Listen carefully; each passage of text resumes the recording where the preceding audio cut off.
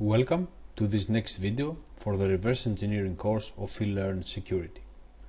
This video is associated with chapter number 8 of the reverse engineering course. Till this point, we have only evaluated cases in which there is direct input from the user to the application. However, this is not a very realistic scenario. Take for example malware analysis. In those cases, you really have to understand what the virus is doing, or generally a malware, which practically is just another application which is designed to harm or steal information. So in this case, we will examine an application that is trying to read information from the Windows registry and validate it. We will also go through the use of hardware breakpoints in order to monitor access into specific memory areas and see how really useful they are.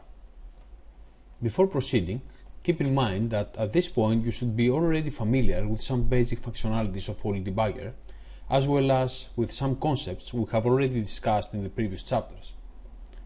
For example, you should be already able to know how to set software breakpoints, how to search for string references, how to examine the call stack if it is necessary, or the stack itself, and other stuff that we have already shown during the written parts and the previous videos. So let's start by running the application. We see that it just displays a status message saying that the valid data was not found. Okay, so let's load the challenge to Fault Debugger. We're waiting for the analysis to finish of the main module. Let's search for string references. We see here the string references that we're interested into. Let's double click on this one, which is the one we saw. So the reference instruction is here. We see here a conditional jump that if this is executed, it's going to bring the execution here, and this status is going to be displayed. Otherwise, the application is going to display that valid data was found. So as we discussed before, we can examine the first call just before the conditional jump, which is probably the function where the verification algorithm is located. As we can see, it calls a function, then it checks the value of AL, and then this is where it really decides what it's going to do. So we can safely say that when you see conditional jump like that, is a good option to start by examining the first function just before that. And if you don't find anything very interesting here, you just start going back. In the end, we are reversing. So going back is most of the times the best way. So let's run the application. And we see that we break here. So let's step in the call and start examining.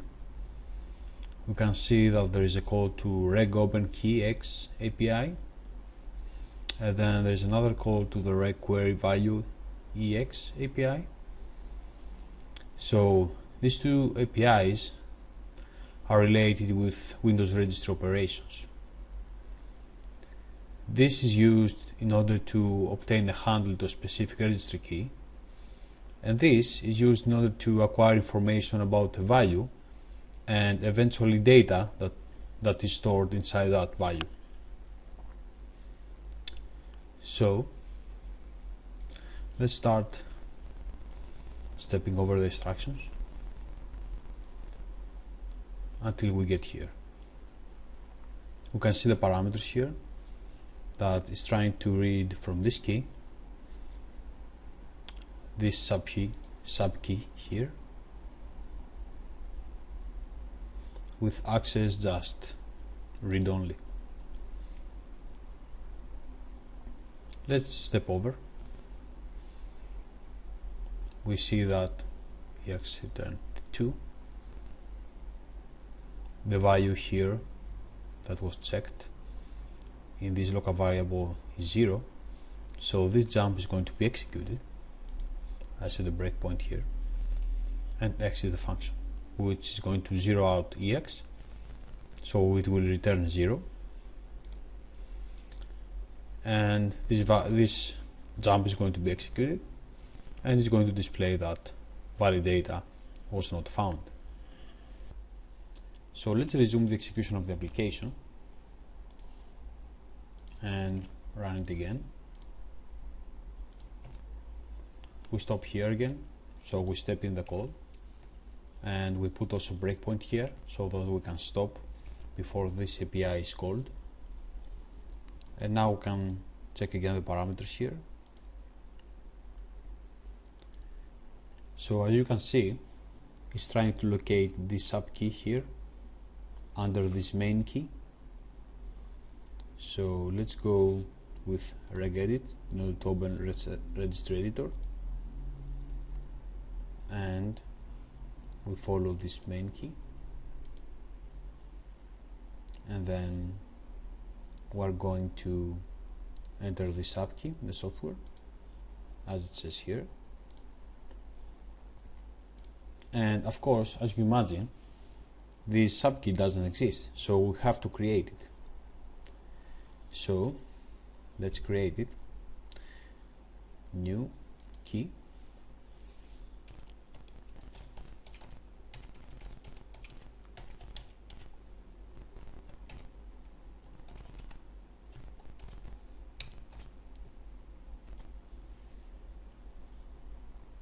and now that we have the key, let's step over. We see now that the value in x is 0, and also that this value here is not 0 anymore, so this jump is not going to be executed. So we can continue stepping. I want to set another breakpoint here, and now it's going to call the requery value ex API.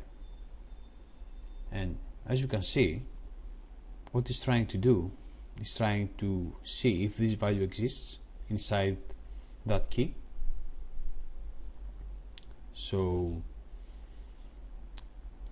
it's good also to notice that in this local variable here is going to be returned the value of the handle of the key in case it exists, which was 90. You can see it here, and now it's going to use this handle that obtained from the call to this API to this API here in order to identify this resource that has got access to it. Here it is, the handle to the key is 90, and it's trying to locate this value here inside that registry key. And you can also notice that the value type is set to null, which means it doesn't care of which type this value is. So we can just create a new string value and call it validation code. You can also see here that there is a pointer to a buffer.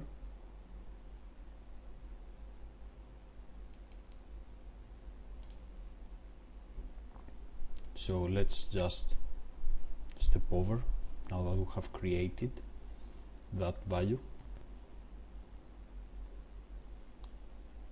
We see that ex here is 0, and then compares ex with this value here. If it's not equal, it's going to jump.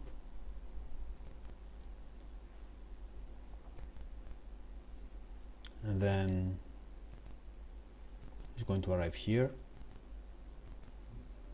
check if the first byte in the buffer is 0.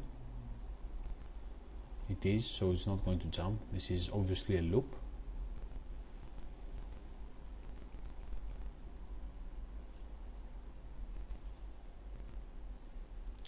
and it's going to check if, in this case, edx equals to this value here,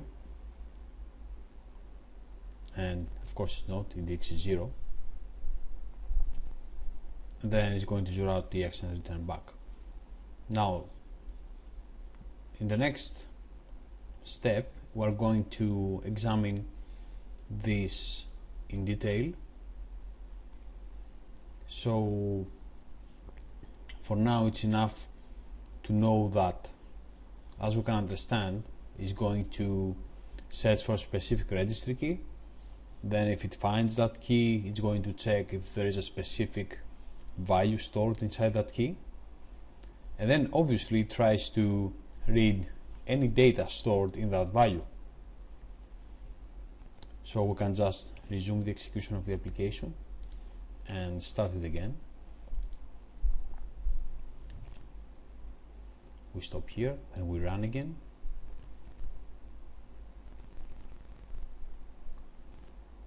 And this time, before executing this API, actually before executing the call to that API, I'm going to double click on that value and add some data. And let's see now what is going to happen. Let's step over. We see now that again the value in EX is 0, and ECX points to the buffer where the data is stored.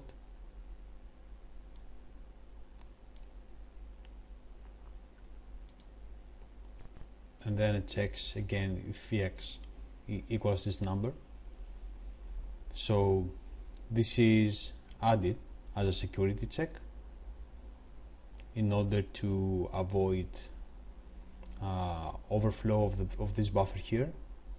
So this code here maps to the error more data system error code of Windows, and this means that if our buffer is too small and we try to copy more data than the size of the buffer, this API is going to return in EAX this value. So if this value matches, we're going to allocate a bigger buffer and call the same API again. So in this case we don't have to, because the buffer is big enough and in order to feed this data, so we don't have to, so we just skip this part and we can just continue from here. So let's start stepping over. We see that it checks if the first byte or the byte at the position it points is 0, which is not. Is the first byte of the characters that we entered.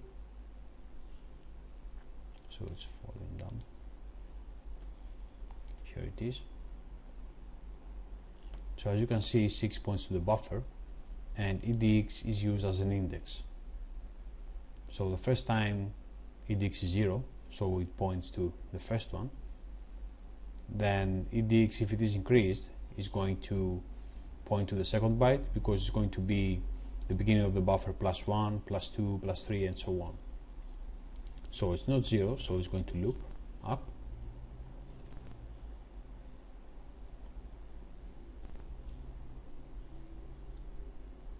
It zeroes out CX every time. It moves to AL, the byte where this address points to. As we said, now it's the first byte, so you can see 31. Adds this value here to a local variable here at EBP -18. Increases this counter here. It moves this counter to edx, which is the index, and then it checks if the next byte is 0, it's going to jump up. So now it zero outs again EX, and moves to AL the next byte and adds this to this variable here. See that this variable now is 31 for the previous one, so it's going to add the second byte to the value of the first one. So we can say, for example, here that this is a sum. The local variable, we call it sum. Then it's going to increase the index again. So we can call this local variable index.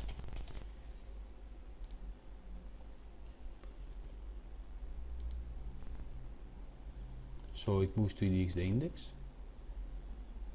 It moves to E6, always the beginning of the buffer. So EBP minus 4 is a pointer to the buffer.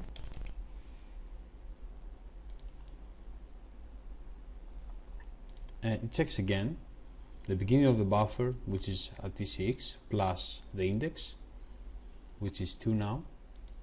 It checks if the next value is 0. It's not, it's going to be 33 because it's the next character. So as you can see here, it does a loop and go through the bytes one by one, and every time adds the next byte to the previous result of the addition in this local variable here at EBP minus 18. So we can just put a breakpoint here at the end of the loop. Just press F9 to run. So we can just stop here. But before doing so, we can just go again once more and see what happened. We know this is at ABP minus 18 the sum. Now it's going to add the next byte. So we can do the following dump memory address. And you can see here how this is going to be increased when we add the next byte. You see? So this is the area of the local variable of the sum. So now I can just run. And we know that with the data we entered, the sum of these bytes here is 20D hex. So let's proceed with the rest of this algorithm. It moves again to EX, the address of the buffer.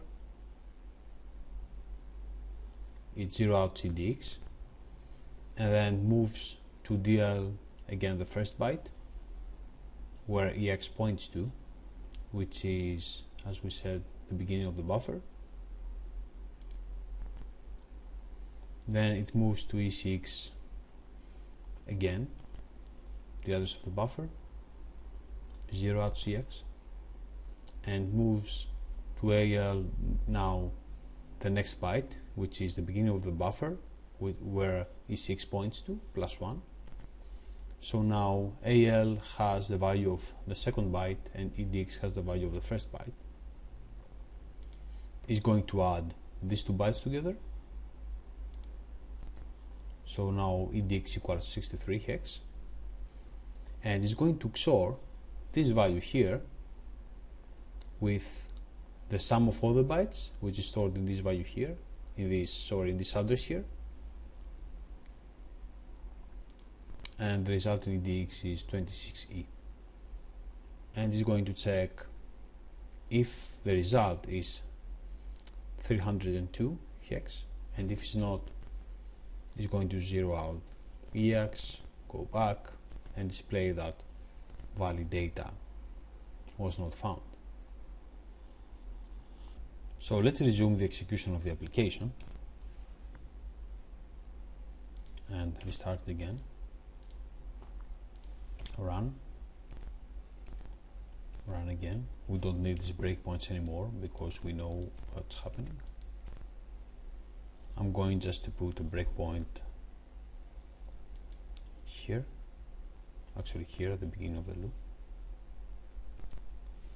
I'm going to remove it then, just to keep control of the execution. And now it's a good time to start taking some notes.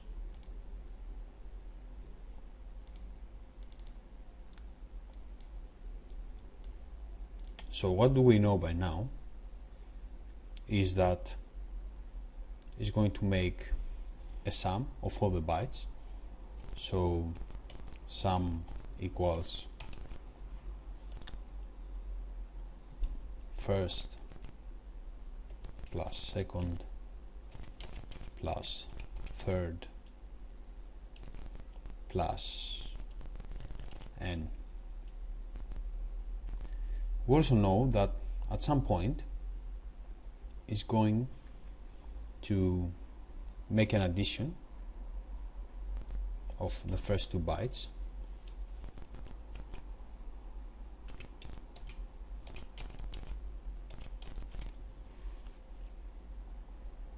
and we also know that it's going to XOR result is equal to add XOR the sum. And we know that the correct solution is this one here, 302 hex. We also know that in our case the result of the bytes we had entered is 20B,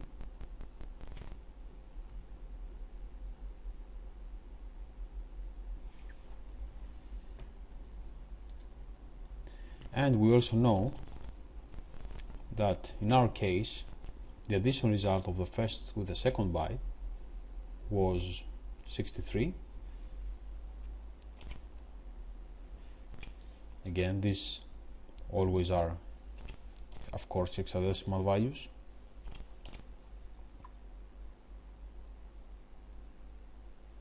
And let's run this again, continue here.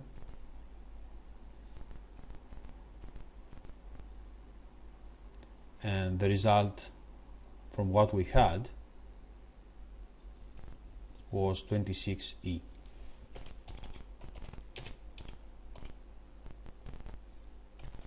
Which of course is not correct, because we know that the final solution has to be 302 hex.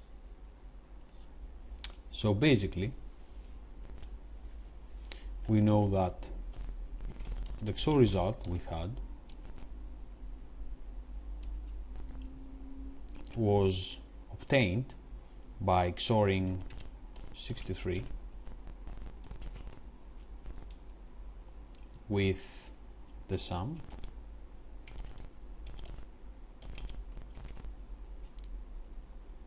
and this equals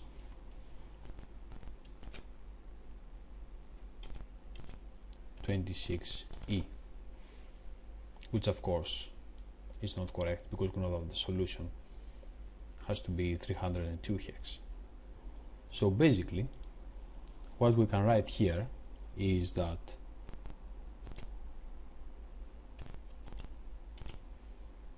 equals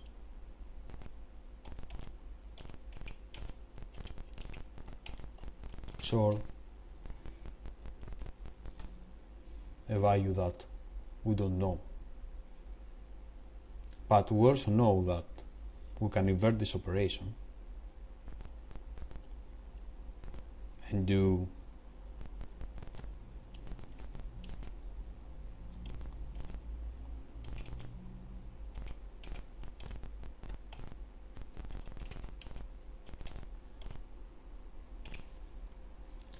so let's see what is the result.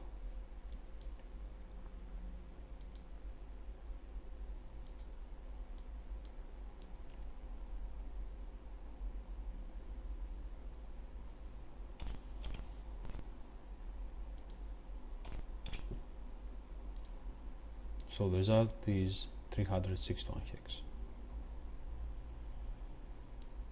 So now we know that this equals 361 hex. But this is actually the sum, what we want to have. So now we know that by keeping the first 2 bytes the same, so that their sum is 63, if then the rest of the characters sum up to 361, then if we XOR this value with 63, we will have the correct result. And we know that the previous sum was 20D. So what we can do is that we can say that in order to see how many characters we have to add, we can just do just a simple subtraction.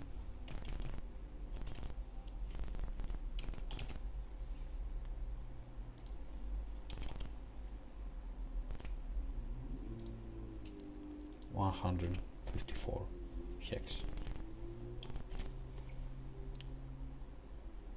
So what we know now is that we can keep the first 2 bytes the same and just add to what we already had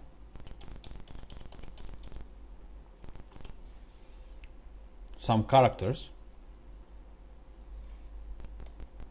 that when these characters are summed up, the whole sum is going to be 361. And we know that the characters that we have to add need to just to compensate the difference between 20D and 361, which the difference is 154. So the new characters that we need to add, let's say 3 or 2, equals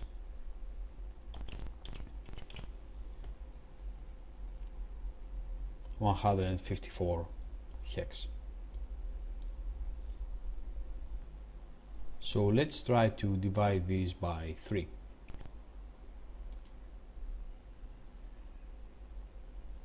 So the result is 71. Let's see in which character 71 maps. Let's do a temporary edit here. So it's Q. So let's do 71 plus 71 plus 71. This is 153. So the last character must be bigger by 1. So what we just need is the original data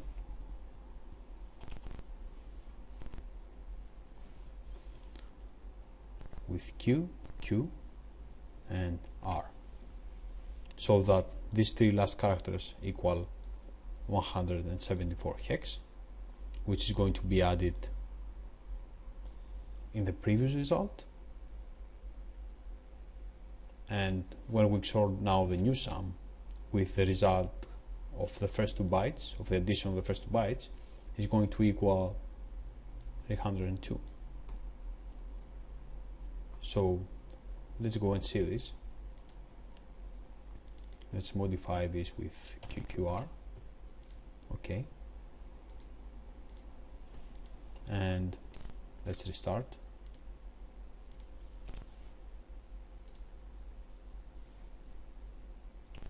Step in. Just run.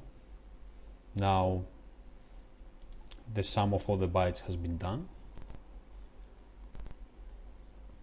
It takes the first and the second byte and calculates their addition, which is 63. As we know, we didn't change the first and the second bytes. And it's going to XOR the result with the sum of the addition, which now is 361, you can see.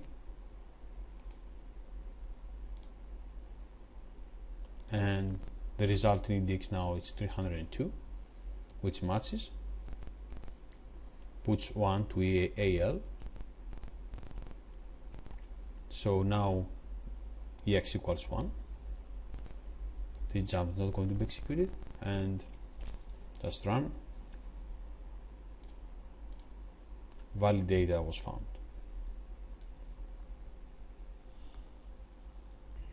Alright, so let's now assume that locating the algorithm that manipulates the data was not that easy. Let's think about a more complex application, something that also uses some techniques to hide the code, such as obfuscation, encryption, decryption on the fly, as we saw with the strings in the previous videos, but it uses the same technique in order to encrypt and decrypt code. We need something that we can use in order to be able to know when our data is going to be manipulated. So I'm going to restart the application again. Just run. We break here. We step in the code. So we know that in this buffer here is going to be stored the data. Let's step over the code, and we see the data we entered here. So what we can do is, as you can see here, we have these bytes, is set the hardware breakpoint on access in, let's say, the first byte or the first 2 bytes, or in the first 4, doesn't matter. And let's say that we didn't know that the algorithm that is going to manipulate the data is just after this. Let's say it was something more complex. So let's just run and see what's going to happen. As you can see, we stopped here. We have a message from Molly debugger that says that hardware breakpoint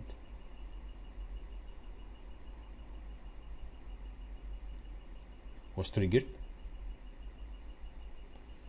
and this is the instruction that actually triggered the hardware breakpoint, because it tried to access the first byte here. So we can actually monitor this D word here, this 4 bytes here, when something is going to access these memory locations. Let's run again, and again we stop, because again it tried to